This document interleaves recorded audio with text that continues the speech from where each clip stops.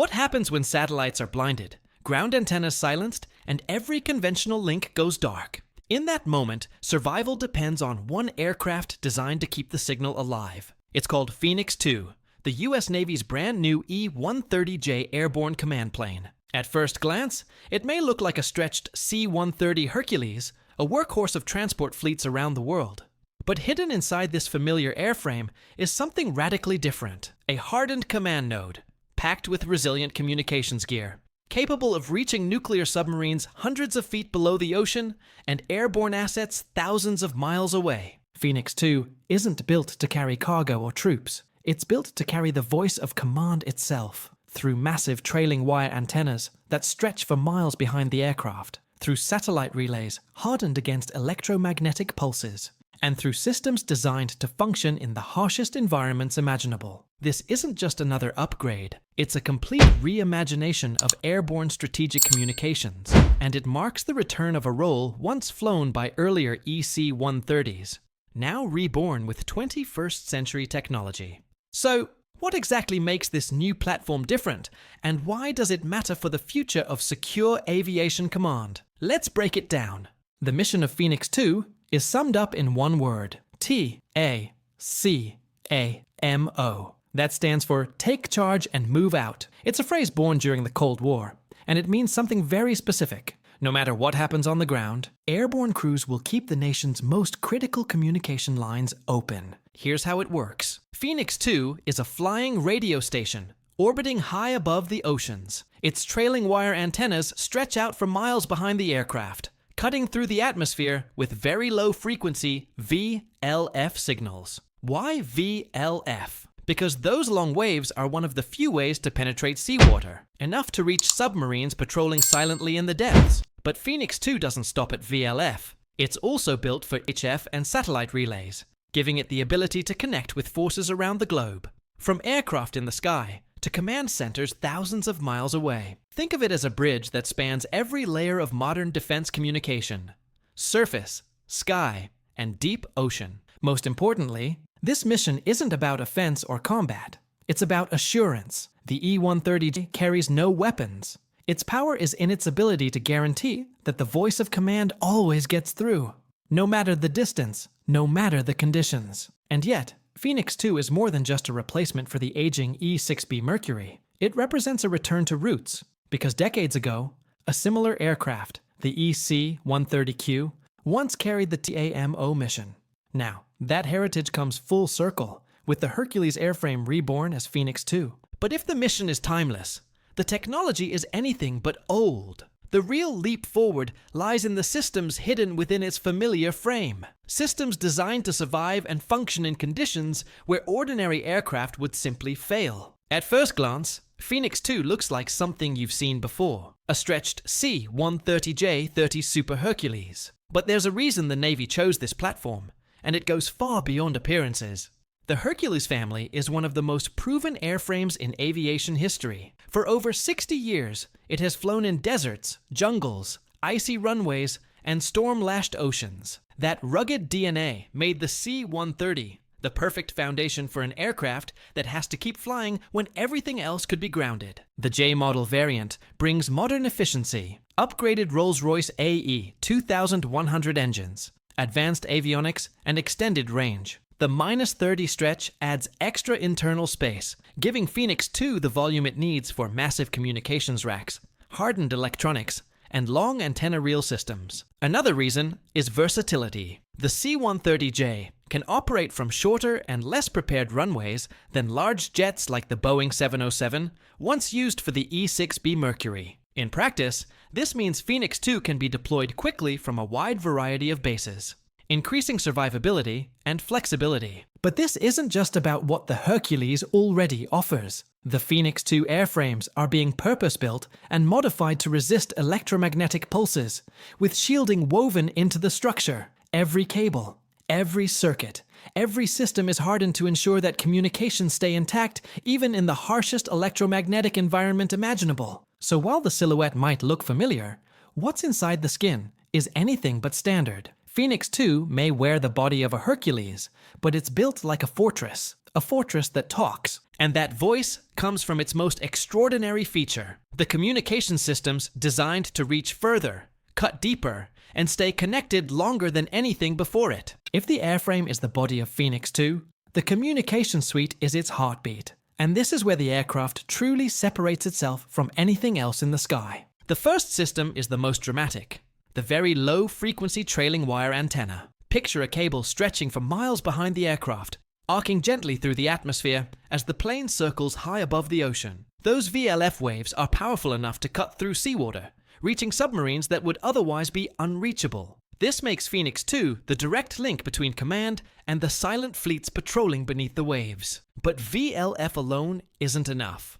Modern warfare demands layered connectivity. That's why Phoenix 2 is also equipped with EHF and satellite communications arrays, providing crystal clear links with other aircraft, surface ships, and command centers spread across continents. It's like a universal translator for military communication, bridging the deep ocean, the atmosphere, and orbit. All of this would be useless if the systems could be silenced. That's where the EMP protection comes in. Phoenix 2's electronics are built to withstand electromagnetic pulses, the kind that could instantly fry unprotected circuits. Shielded wiring, hardened racks, and redundant backups ensure that even in the most hostile electromagnetic environment, the signal keeps flowing. In short, Phoenix 2 is a fortress of communication. VLF to reach the depths, SATCOM to span the globe, and EMP shielding to survive where others would fail. But communication isn't just about equipment.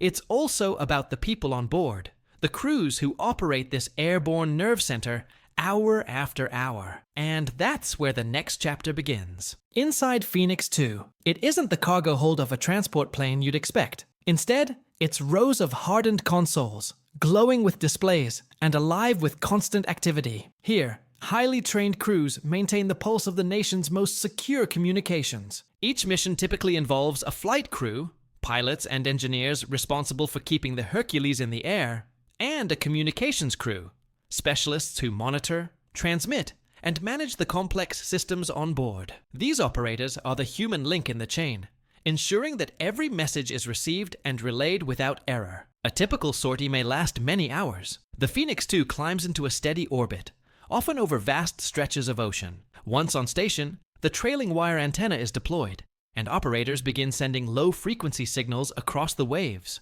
Meanwhile, satellite dishes link up with orbital relays, bouncing encrypted traffic to ground stations thousands of miles away. The workload is relentless. Communications crews rotate through shifts, balancing concentration and endurance, because in this aircraft, silence is not an option. Every second, signals must be maintained. Every second, operators must confirm and reconfirm that their link remains unbroken. For the crew, it's not just flying an aircraft. It's running a moving command center that never stops talking. And while they don't carry weapons or launch attacks, their mission is no less critical. Without them, entire fleets could be cut off from command. But Phoenix 2 doesn't exist only as a manned aircraft. It carries with it the story of its predecessors, and how the mission has evolved through generations of airborne command planes. The story of Phoenix 2 isn't just about a new airplane, it's about a mission coming full circle. Back in the 1960s and 70s, the Navy relied on the C-130 Hercules for the TACAMO role. Those aircraft pioneered the trailing wire antenna system and proved that a flying command link could keep fleets connected even in extreme conditions. But as technology evolved, the mission shifted to a different platform, the E-6B Mercury, based on the Boeing 707 airframe. For decades, the E-6B has carried the burden of airborne strategic communications. Larger and faster than the Hercules, it brought new capabilities, but it also came with limitations, higher operating costs, reliance on long-prepared runways, and aging systems that became increasingly difficult to modernize. Now, with Phoenix 2, the mission returns to its roots, back to the Hercules family, but this time reborn with 21st century technology. The C-130J airframe brings ruggedness, flexibility, and modern avionics, while the TACAMO systems have advanced far beyond those early EC-130Q days. It's a symbolic step as much as a practical one. The Hercules began the airborne command mission. The 707 carried it through the late Cold War and beyond. And now, the Hercules returns, not as the old EC-130Q, but as the E-130J Phoenix II, a stronger, more resilient successor designed for the challenges of today and tomorrow. But while its heritage explains why it carries the name Phoenix, the true meaning lies in the upgrades that give it a new life, upgrades that transform this aircraft into more than just a replacement. The timeline is ambitious but clear. First deliveries are targeted for 2026, with full operational capability planned in the years that follow. Until then, the Navy's 16 E-6Bs will remain on duty, bridging the gap until Phoenix II can fully assume the Takamo mission. Behind the scenes, Northrop Grumman serves as the mission systems integrator, ensuring that the specialized communications packages fit seamlessly into the Hercules platform. From EMP shielding to long trailing wire antennas and advanced SATCOM gear, each element is being tested and hardened for real-world conditions. Funding is locked in as well. Congress has already invested billions of dollars into the program, reflecting the aircraft's importance as a cornerstone of future airborne command and control. Unlike many projects that linger in the design phase, Phoenix II has momentum. Airframes exist, conversions are underway, and crews are already preparing for training pipelines. And yet, the journey doesn't end with initial delivery. Each test flight will stress the systems under different conditions: electromagnetic environments, long-duration sorties, and integration with modern networks. The Phoenix II will need to prove not just that it can fly, but that it can talk when no one else can. The stage is set. The first aircraft are almost here. But the real measure of Phoenix II will come not from rollout ceremonies or test flights, but from its ability to rise in the most demanding moments. Phoenix II is more than a new airplane. It's a symbol of continuity, a guarantee that the most critical voice links will endure, even when the world turns uncertain. By returning to the proven Hercules platform, the Navy gains ruggedness, flexibility, and a design that can thrive in places where larger jets cannot. By weaving in 21st century communications, VLF antennas, EHF satellites, and EMP hardened systems, it ensures that command signals can reach across oceans, skies, and even into the depths of the sea. It carries no weapons, launches no strikes, and yet its presence is as powerful as any fighter or bomber. Because in a crisis, information is as vital as firepower. And Phoenix II exists to make sure that flow of information never breaks. The name says it all. Like the mythical bird, Phoenix II rises as a successor, reborn from the legacy of its predecessors, from the EC-130Q of the past through the E-6B Mercury, and now into the future. The TACAMO mission lives on in a new form, stronger, more resilient, and ready for decades ahead. For most people, it may just look like another Hercules. But for those who understand its role, Phoenix II is something far greater. A flying nerve center, designed to keep command alive when nothing else can. And that makes it not just another aircraft in the fleet, but one of the most important aircraft in the world.